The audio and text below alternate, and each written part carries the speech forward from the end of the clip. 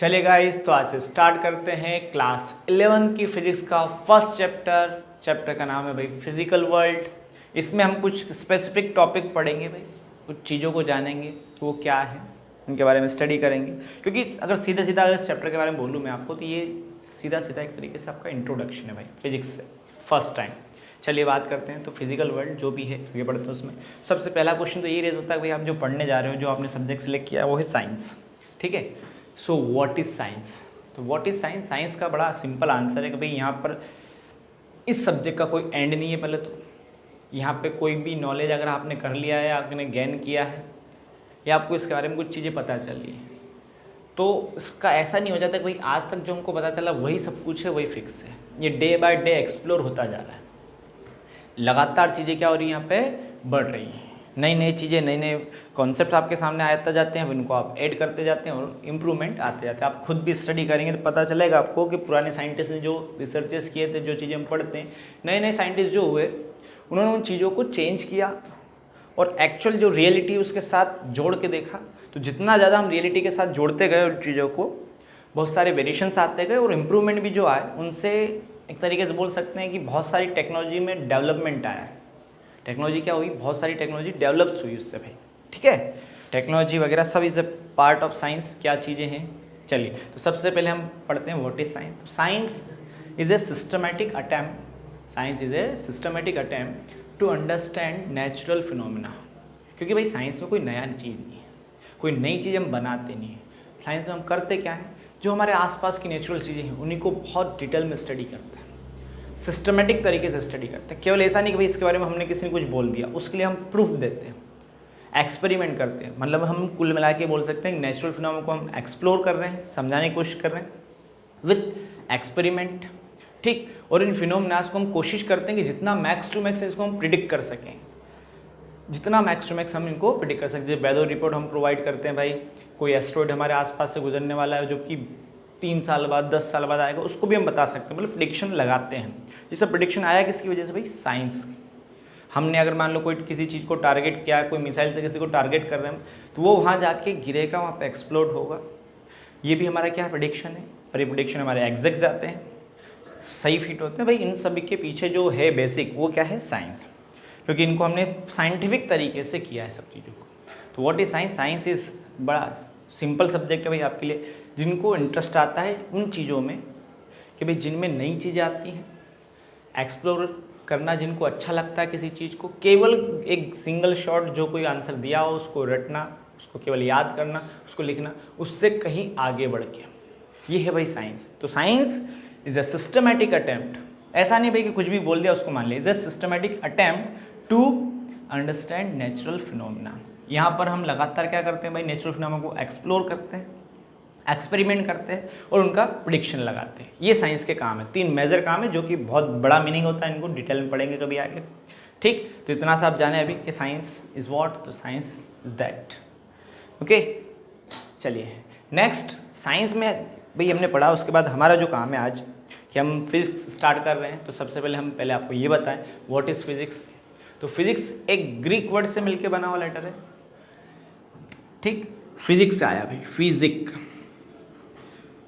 इसका मतलब होता है नेचर।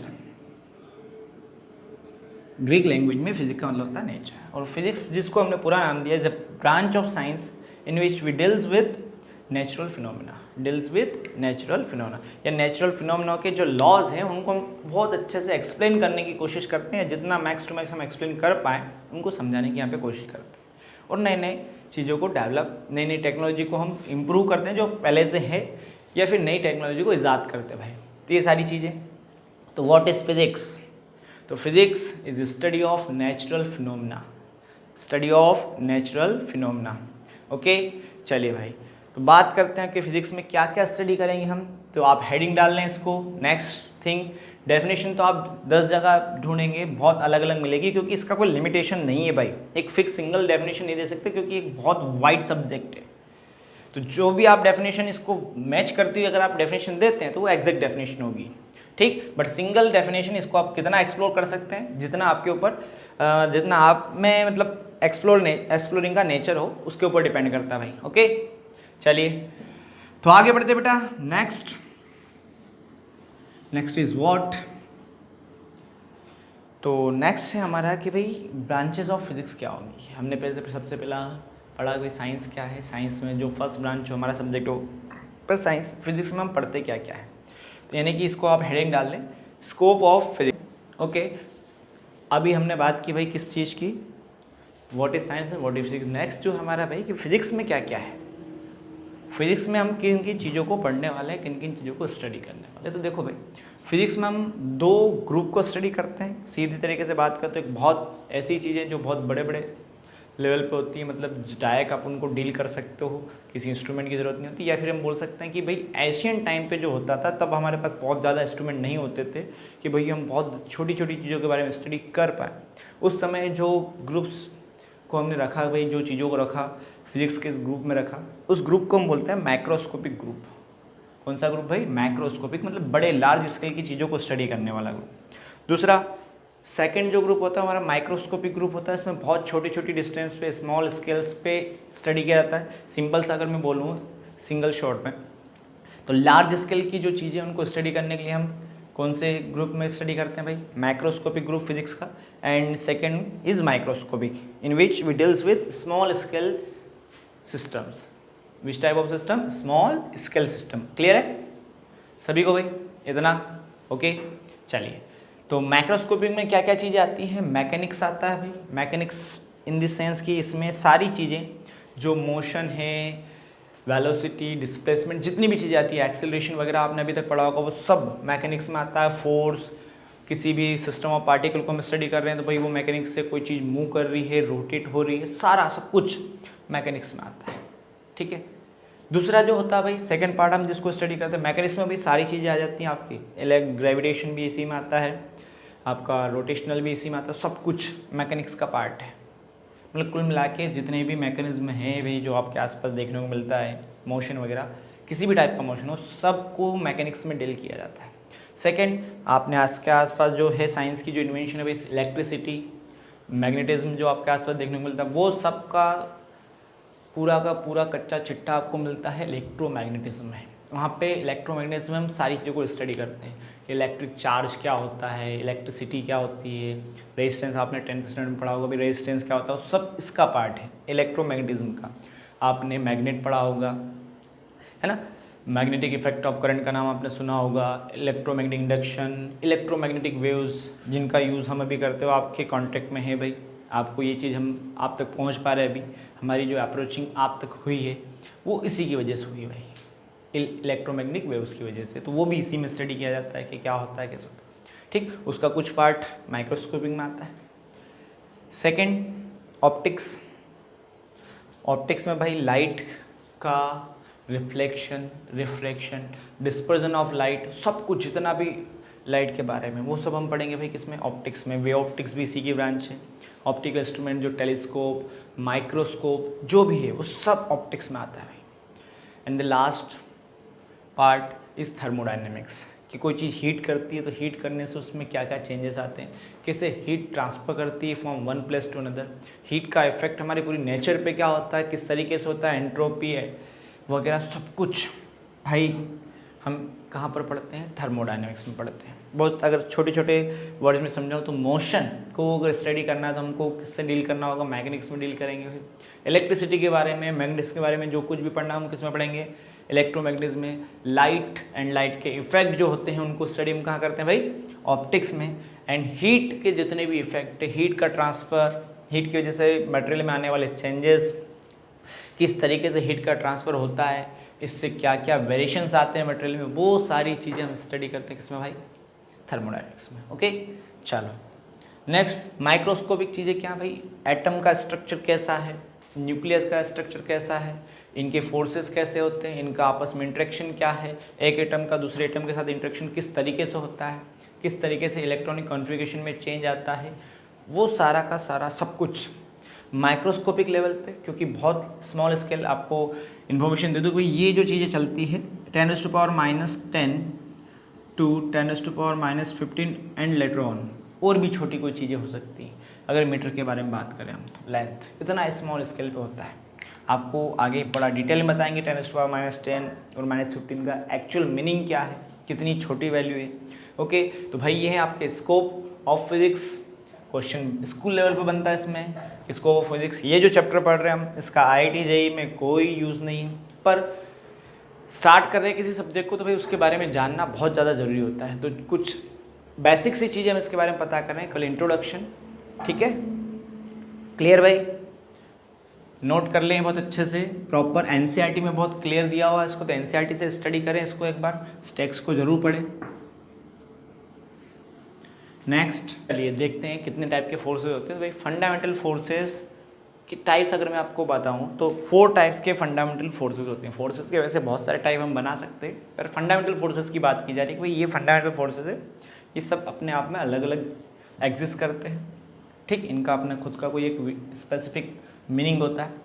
चलिए भाई, तो उनको स्टडी करते हैं। फर्स्ट है आपका ग्रेविटेशनल फोर्स। फर्स्ट क्या भाई? Gravitational force. ये किस टाइप का फोर्स होता है? तो इस दुनिया के कोई से भी 2 ऑब्जेक्ट जिनके पास मास है उनमें फोर्स लगता है, और इस फोर्स का नेचर हमेशा कैसा होता है? एट्रैक्टिव नेचर होता है। कभी 2 ऑब्जेक्ट म्यूचुअली एक दूसरे के ऊपर फोर्स लगाते हैं, और दोनों कैसा लगाते हैं? म्यूचुअली अट्रैक्शन का फोर्स लगाते हैं। भाई दोनों एक दूसरे को अपनी तरफ अट्रैक्ट करने की कोशिश करते हैं।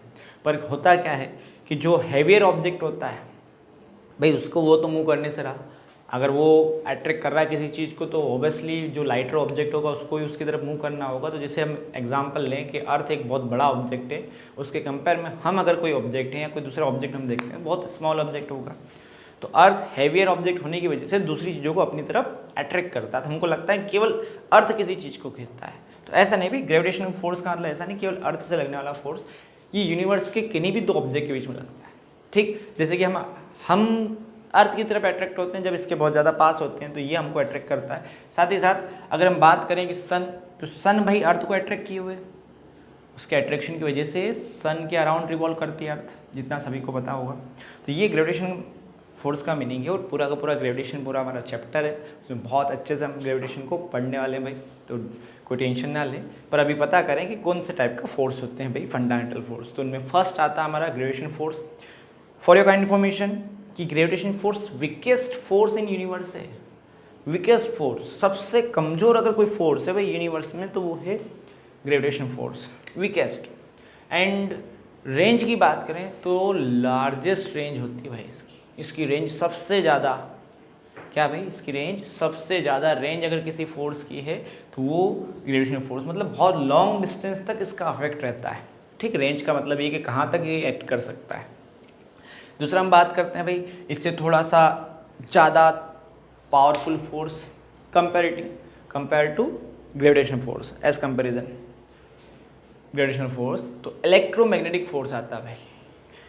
चार्जेस के बीच में लगने वाला फोर्स, मैग्नेट के बीच में लगने वाला फोर्स, और म्यूचुअली चार्जेस एंड मैग्नेटिज्म की वजह से जो बनने वाला फोर्स है, उस फोर्स को हमने नाम दिया इलेक्ट्रोमैग्नेटिक फोर्स। ये भी एग्जिस्ट करता है भाई कि 2 चार्ज पार्टिकल को हम देखें, पॉजिटिव अगर चार्ज पार्टिकल होंगे एक दूसरे को रिपेल करेंगे, नेगेटिव चार्ज पार्टिकल होंगे भाई वो भी एक दूसरे को रिपेल करेंगे, और पॉजिटिव नेगेटिव में क्या होगा? अट्रैक्शन होगा। तो म्यूचुअल भाई अट्रैक्शन रिपल्शन दोनों टाइप का फोर्स होता है इलेक्ट्रोमैग्नेटिक फोर्स। आपने मैग्नेट से कई बार प्रैक्टिकल करके देखा होगा कि एक मैग्नेट लाओ आप, कई बार तो उस मैग्नेट को जब आप पास में लाते हो तो भाई एक दूसरे को अट्रैक्ट करती है। पर अगर कई बार हमने देखा कि उसका पोल अगर चेंज कर दी जाए, लाइक पोल एक दूसरे के सामने लाए, मैंने नॉर्थ पोल को नॉर्थ पोल के या साउथ के, दोनों एक दूसरे को रिपेल करते हुए दिखते हैं। तो भाई ये दोनों तरह का नेचर रखता है, अट्रैक्शन का भी और रिपल्शन का भी। जैसे ग्रेविटेशन में केवल अट्रैक्शन था, इलेक्ट्रोमैग्नेटिक फोर्स में भाई अट्रैक्शन रिपल्शन दोनों तरह के फोर्स आपको देखने को मिलेंगे। ठीक, कंपेरेटिव इसके कंपैरिजन में देखा जाए तो ये फोर्स स्ट्रॉन्गर फोर्स है। रेंज इसकी कोई बहुत ज़्यादा विशेष नहीं होती, बहुत ज़्यादा रेंज में नहीं होता है, लिमिटेड रेंज होती है। उसको हम स्टडी करेंगे आगे भाई कहाँ तक ये एप्लीकेबल है। ये 12th स्टैंडर्ड में पढ़ा जाएगा भाई, इन चीज़ों को हम 12th स्टैंडर्ड पढ़ेंगे। वैसे ग्रेविटेशन फोर्स तो 11th में पढ़ने वाले हैं। फिर बात आती है भाई स्ट्रॉन्ग न्यूक्लियर फोर्स की। तो स्ट्रॉन्ग न्यूक्लियर फोर्स के बारे में पहले आपको बताने से पहले बता दूँ भाई लगता कहाँ है। सभी को पता होगा, थोड़ा बहुत तो पढ़ रखा हमने कि एटम के अंदर क्या होता है भाई? न्यूक्लियस होता है। क्या होता है एटम के अंदर? न्यूक्लियस। उसकी साइज़ वैसे अगर देखी जाए तो बहुत छोटी, कंपैरिजन आपको मैं दूँ तो 10⁻⁻10 मीटर की साइज़ अप्रोक्स तो होती है भाई, एटम की साइज़ होती है 10⁻⁻10 मीटर। ये भी बहुत छोटी साइज़ है। अगर मान लो आपका जो पेन का नीब है, इसके मतलब मैं बोलूँ आपको 1 लाख पार्ट आपकी जो पेन की नीब है उसके कितने पार्ट करो, 1 लाख पार्ट करो आप, तब जाके आपको एक एटम की साइज़ मिलेगी। एक अप्रॉक्स वैल्यू बता रहा हूँ भाई एज्यूम करने के लिए, इसके आसपास की मिलेगी। तो क्या भाई आपकी जो पेन की नीब है उसके नीब आगे का पॉइंट उसके कितने 1 लाख इक्वल पार्ट करो आप, और फिर जो आपको एक पार्ट मिलता है छोटा सा बारीक सा मिलेगा, शायद आपको खुली आँख से देख नहीं पाओ उसको, वो साइज़ होती है एटम की। ओके, फिर अगर न्यूक्लियस की मैं बात करूँ तो न्यूक्लियस तो बहुत ही ज़्यादा छोटा भाई इसके कंपैरिजन में। इस एटम के मतलब अप्रोक्स हम 10,000 टू 1 लाख पार्ट अगर करें तब जाके हमको मिलता है न्यूक्लियस। मतलब एटम के कंपैरिजन न्यूक्लियस बहुत ही ज़्यादा छोटा होता है। ओके, तो इसके अंदर कुछ पार्टिकल्स होते हैं, उन पार्टिकल को हम बोलते हैं प्रोटॉन, न्यूट्रॉन, बहुत सारे पार्टिकल एग्जिस्ट करते हैं भाई। जैसे कि गोल्ड की हम बात करें तो गोल्ड के अंदर 79 प्रोटॉन होते हैं, एंड बाकी के पार्टिकल क्या होता है भाई उसके अंदर न्यूट्रॉन होते हैं, इससे भी कई ज़्यादा नंबर में न्यूट्रॉन होते हैं उसके पास। ये पार्टिकल एक साथ एग्जिस्ट करते हैं न्यूक्लियस में। अब प्रोटॉन की मैं बात करूँ तो प्रोटॉन का चार्ज होता है पॉजिटिव, और दो पॉजिटिव चार्ज के बीच में हमने देखा अभी इलेक्ट्रोस्टैटिक फोर्स की बात करें, इलेक्ट्रोमैग्नेटिक फोर्स की बात करें भाई रिपल्शन होता है। ठीक है, अच्छी बात है, हमने बोला कि इनमें रिपल्शन हुआ। आप बोलोगे ग्रेविटेशन फोर्स में अट्रैक्शन होता है, पार्टिकल के पास मास होगा इस वजह से अट्रैक्ट कर सकते हैं, पर इनसे कई गुना ज़्यादा ग्रेविटेशन फोर्स के कंपेयर में या रिपल्शन फोर्स होता है, उसकी वजह से दोनों पार्टिकल एक दूसरे से क्या होंगे भाई रिपल होंगे। फिर भी न्यूक्लियस के अंदर ये एक साथ एग्जिस्ट करते हैं, मतलब यहाँ पर इनको जो बाइंड करके रखने वाला जो फोर्स होगा, कंबाइन करके रखने वाला जो फोर्स होगा बहुत ही ज़्यादा स्ट्रॉन्गर फोर्स होगा। ठीक है, तो दुनिया का सबसे स्ट्रॉन्गेस्ट फोर्स अगर हम बोलें किसी को भाई तो वो होता है स्ट्रॉन्ग न्यूक्लियर फोर्स। कहाँ एग्जिस्ट करता है भाई, ये बहुत छोटे स्पेस में एग्जिस्ट करता है, इसकी रेंज सबसे कम, लोवेस्ट रेंज का फोर्स है भाई। अगर रेंज की बात करूँ, रेंज वाइज हम बात जाएँ तो बहुत शॉर्ट डिस्टेंस पे, मतलब जो न्यूक्लियस की साइज़ है उसके आसपास के रेंज पे ये वर्क करता है 10⁻⁻15 मीटर की रेंज पे। उससे थोड़ी सी भी आपने डिस्टेंस बढ़ा दी थी इसका एग्जिस्टेंस खत्म हो जाता है। पर दुनिया का सबसे स्ट्रॉन्गेस्ट फोर्स है भाई स्ट्रॉन्ग न्यूक्लियर फोर्स। तो बहुत शॉर्ट रेंज, बहुत छोटा रेंज पे वर्क करेगा भाई, बहुत छोटी रेंज पे वर्क करेगा, पर बहुत ही ज़्यादा पावरफुल। ओके, नेक्स्ट इसमें अगर हम बात करते हैं तो भाई आता है कि वीक न्यूक्लियर फोर्स। ये आपको फर्दर अगर हम जब 12th में स्टडी करेंगे तब पढ़ाएंगे भी कि जो न्यूक्लियस होता है इसमें से कुछ पार्टिकल के लगातार इमिशन होते रहते हैं, उनमें से एक टाइप का इमिशन होता है बीटा पार्टिकल्स का। कौन से पार्टिकल? Beta particle. तो भाई बीटा पार्टिकल जब निकलते हैं इसमें कुछ नेगेटिवली चार्ज पार्टिकल या पॉजिटिवली चार्ज पार्टिकल भी निकलते हैं। इनके साथ एक एंटी मैटर निकलता है जिसको हम बोलते हैं न्यूट्रिनो। क्या बोलते हैं भाई? न्यूट्रिनो। इनके बीच में जो इनहेलेशन का जो फोर्स लगता है उस फोर्स को हम बोलते हैं वीक न्यूक्लियर फोर्स। ठीक, तो ये आगे दूर की कौड़ी है भाई, इसके बाद में ध्यान देंगे। तो आपको सबसे पहले तो एक वर्क करना है कि सबसे पहले आप एनसीईआरटी का अपना जो टेक्स्ट है उसमें एनसीईआरटी में भाई इसके लिए एक टेबल दे रखी है पूरी, तो वो टेबल ज़रूर से आप एक बार प्रिपेयर करें, और उसमें कहीं दिक्कत आए तो कमेंट सेक्शन में हमको बताएं, उसके लिए हम आपको और भी एक्सप्लेनेशन प्रॉपर क्लियर करेंगे। तो यहाँ तक अभी आपका इंट्रोडक्टरी पार्ट था भाई, ये इंट्रोडक्शन करवाया आपका इससे। So there are 4 forces in nature. किस टाइप का भी? Fundamental forces, gravitation, electromagnetic, strong nuclear, weak nuclear force. Strongest force in the universe is strong nuclear force, weakest force in the universe gravitational force. Shortest range, सबसे short range पे act करता है। Highest range, इसकी range क्या होती है? सबसे highest होती है। ठीक है भाई, क्लियर इतना सभी को? तो ये थे आपके फंडामेंटल फोर्सेस। चलिए भाई, तो नेक्स्ट जो है हमारा नेचर ऑफ फिजिकल लॉ कि फिजिकल लॉ का नेचर कैसा होता है भाई, इसकी ज़रूरत पड़ी क्यों, पहले तो समझते हैं। तो इसका पढ़ने का मतलब ये है, इस चीज़ को स्टडी करने का, कि भाई आपको बता दें अभी तक आपको हमने बेसिक लॉ बताए, बेसिक फोर्सेस बताए, फंडामेंटल फोर्सेस। उन फंडामेंटल फोर्सेस में हमको पता चलता है भाई 4 टाइप के फोर्सेस होते हैं। तो एक्चुअल में भाई ऐसा हो रहा होगा ना कि कुछ फिनोमेना केवल एक पर्टिकुलर फोर्स पर डिपेंड कर रहा होगा, जैसे कि मान लो रेन फॉलिंग है, किसी ऑब्जेक्ट का ऊपर से नीचे गिरना, किसी चीज़ का टुवर्ड्स द अर्थ अट्रैक्ट होना, भाई वो पूरा का पूरा जो फिनोमेना है किससे गवर्न हो रहा होगा? ग्रेविटेशन फोर्स से। चार्जेस के बीच में जो इंटरेक्शन होता है वो जो वहाँ पे जो फिनोमेना होंगे वहाँ पे किसका इफेक्ट होगा?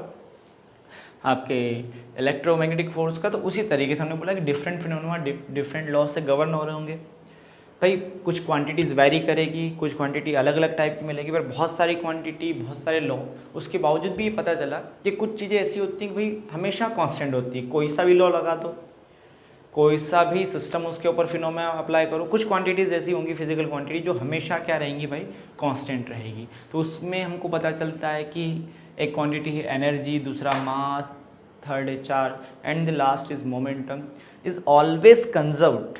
ऑलवेज कंजर्व कोई हमेशा कांस्टेंट होती है, इनमें वेरिएशन नहीं आता है।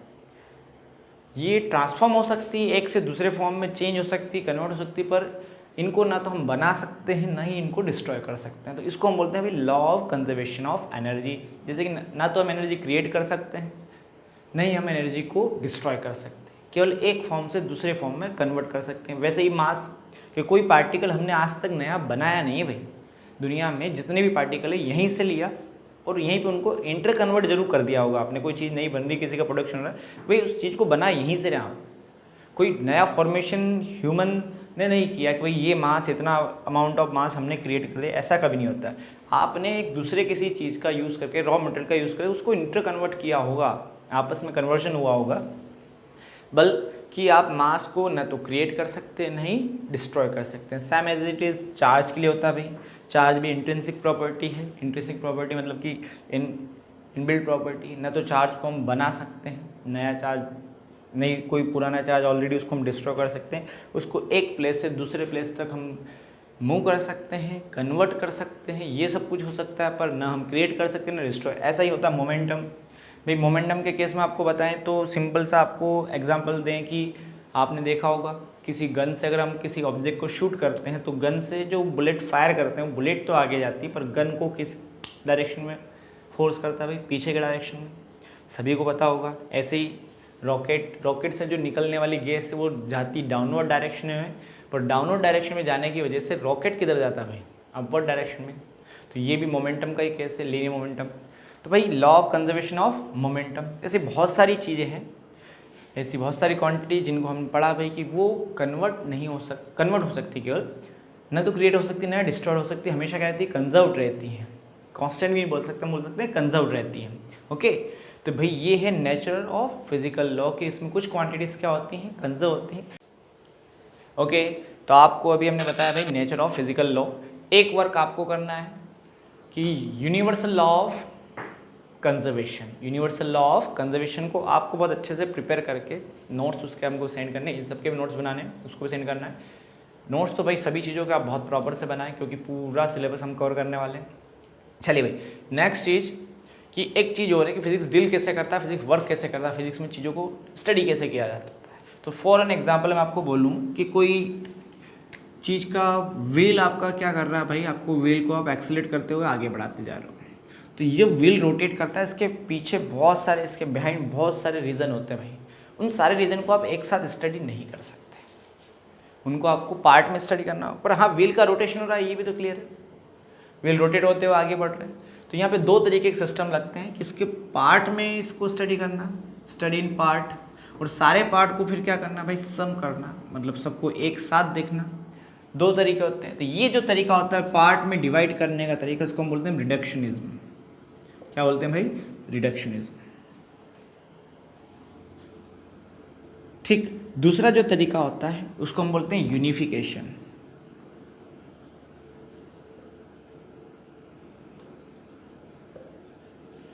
तो दो बेसिक प्रोसीजर है हमारे पास पूरे फिजिक्स को स्टडी करने के लिए। First one is unification and second one is reductionism. Unification का मतलब कि भाई हमको पता है किसी चीज़ को अगर स्टडी करना है तो एक चीज़ से नहीं होगा, बहुत सारे कॉन्सेप्ट उसके पीछे लग रहे हैं, तो सारे कॉन्सेप्ट को एक साथ अप्लाई करना, एक साथ अप्लाई करना। और ये ध्यान रखना कि कोई भी लॉ किसी दूसरे का वॉलेशन ना दिखाता हो, इस तरीके से अप्लाई करना।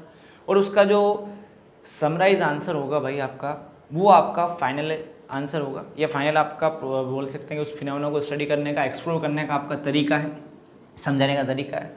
दूसरा, फर्स्ट पार्ट क्या होता है रिडक्शनिज्म। आप सारे पार्ट जो उसमें अप्लाई हो रहे हैं, जैसे कि मान लो उसमें एक कॉन्सेप्ट लग रहा है इलेक्ट्रिसिटी का, कहीं लग रहा है उसमें कॉन्सेप्ट ग्रेविटेशन का, और साथ में कुछ कॉन्सेप्ट उसके लग रहे हैं पूरे प्योर मैकेनिक्स के भाई।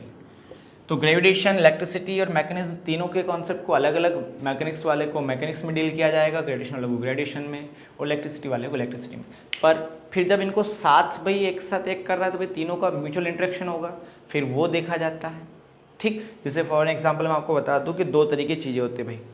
कि अगर इस व्हील के बारे में मैं देखूं तो ये व्हील रोटेट भी कर रहा है और आगे भी बढ़ रहा है। बस बहुत छोटा सा सिंपल देखो भाई। तो यूनिफाइड सिस्टम तो ये कहता है कि व्हील कुल मिला के आगे बढ़ रहा है, पर एक्चुअल सिस्टम ये कहता है कि व्हील रोटेट होते हुए आगे बढ़ रहा है। तो भाई रोटेशन के कुछ तरीके अलग होंगे, फर्स्ट पार्ट को स्टडी करेंगे। इसका जो लीनियर मोशन हो रहा है, इस डायरेक्शन में मूव कर रहा है, उसका अलग होगा। कुछ चीज़ों को यहाँ पे भी समझा होगा, भाई यहाँ पे फ्रिक्शन भी हो रहा है इसके साथ, तो फ्रिक्शन किस तरीके से कर रहा है, टायर को चलने में सपोर्ट कर रहा है या इसके मोशन को अपोज कर रहा है। हम ये बोलेंगे भाई इसके रोटेशन के लिए फ्रिक्शन रिक्वायर्ड है, अदरवाइज अगर फ्रिक्शन नहीं होगा तो रोटेट नहीं हो सकता। दूसरी चीज़ ये भी है कि यही फ्रिक्शन इसके जो लीनियर मोशन है उसको कहीं ना कहीं कुछ अपोज भी क्रिएट करता है। तो बहुत सारी चीज़ें ऐसी जिनको बहुत सिंपल पार्ट में डिवाइड करके हम स्टडी करते हैं और डिटेल में स्टडी करते हैं, तो उस मेथड को हम बोलते हैं रिडक्शनिज्म। और जब पूरा कॉन्सेप्ट आपको अच्छे से स्टडी हो जाता है तो सारी चीज़ों को फिर से हम समराइज़ करते हैं और उस सिस्टम को बोलते हैं हम यूनिफिकेशन। यूनिफिकेशन का मतलब तो भाई इतना लोगों ने इतना आगे बढ़ाया कि कुछ चीज़ें तो ऐसी पता है कि एक ही सिंगल लॉ से सारी चीज़ों को एक्सप्लेन किया जा सके। यूनिफिकेशन का मतलब ये कि एक सिंगल लॉ हम बनाए जिससे सारी चीज़ों को क्या कर सकें, एक्सप्लेन कर सकें। इस मेथड को हम बोलते हैं यूनिफिकेशन। और स्मॉल पार्ट्स में डिवाइड करके स्टडी करने का जो तरीका उसको बोलते हैं हम रिडक्शनिज्म। तो ये बेसिक सिस्टम है भाई स्टडी करने के। First one is reductionism and second one is unification. पहले इसमें स्टडी करना होता है, फिर इसमें। जो छोटे छोटे पार्ट को बहुत अच्छे से डिटेल में समझ चुका होता है उसके लिए यूनिफिकेशन एप्लीकेबल होता है। अगर पहली बार में आपको यूनिफिकेशन के बारे में अगर हम पढ़ेंगे भाई सीधा सारी चीज़ों को एक साथ समझ लें तो आप उसको इतना डिटेल में एक्सप्लोर नहीं कर पाओगे। ओके भाई, क्लियर। तो ये था आपका फर्स्ट चैप्टर फिजिकल वर्ल्ड। आपको लास्ट में समराइज़ कर दूं, what is science, what is physics, fundamental forces, law of physics में भाई जो हमने पढ़े नेचुरल लॉ ऑफ फिजिक्स के जो लॉ होते हैं, नेचुरल लॉस क्या क्या हैं, उनमें जो फंडामेंटल फोर्सेस क्या है और नेचर ऑफ फिजिकल लॉ क्या है, ये चीज़। ठीक, लास्ट में आपको हमने बताया कि भाई यूनिफिकेशन और रिडक्शनिज्म। तो एनसीईआरटी का टेक्स्ट एक बार रीड करें, उससे अपने नोट्स प्रॉपर बनाएं। वैसे तो मैक्सिमम चीज़ें हमने आपको समराइज़ कर दी, ये समरी आपको पढ़नी है भाई फर्स्ट चैप्टर के लिए, फिजिकल वर्ल्ड के लिए। बेस्ट ऑफ लक, अच्छे से तैयारी करें भाई, नोट्स प्रिपेयर करें।